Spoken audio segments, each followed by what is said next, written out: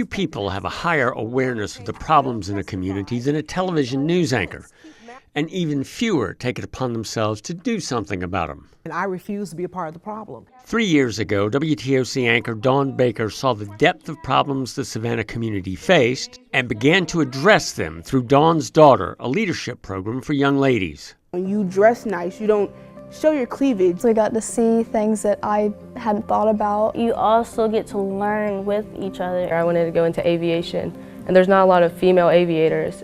In addition to the one-week crash course in understanding the workplace world, Dawn began a career fair and developed a modest scholarship when she discovered a desperate medical need, and that required money. One morning, my mom and I were driving out to Savannah Christian for to get it all started, and she called and she was crying and she was hysterical. I was diagnosed with thyroid cancer, and Miss Lula, Miss Dawn gave me a lot of the help and love that I needed. She was so appreciative of how we responded to her, but that's just what you do.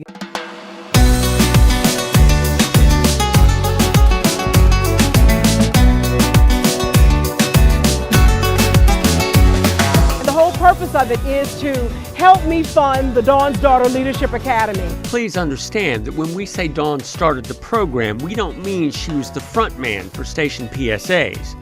Dawn and her mom Lula, a retired teacher, thank the Lord I have a great mom, built the program, including the financing. The hard part is year-round trying to do the homework in order to get the funding. From the ground up. They get a little book bag, they get a t-shirt, they get my book, and they get a pencil that says Dawn on it. That's about it. Though WTOC wasn't a part of the creation of Dawn's Daughter, the spirit of community service that motivated her work is in the air that she breathes. I grew up in Savannah, the #1 station that you'd look to if you wanted your information, if you wanted support, or if you wanted an extra interview to help you along in some kind of project that your community was doing or whatever. You always went to WTOC. There's an old Yiddish word called chemish. It means to care, but to the 10th degree.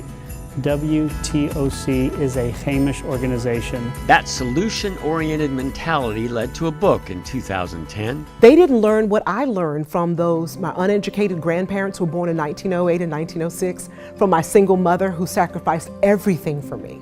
But when speaking demands outgrew the hours in her day, she decided to start a program. Well, I started off by calling some of those people who I had hosted their events in the past, just said, hey, this is what I'm doing. And soon, a modest academy took shape.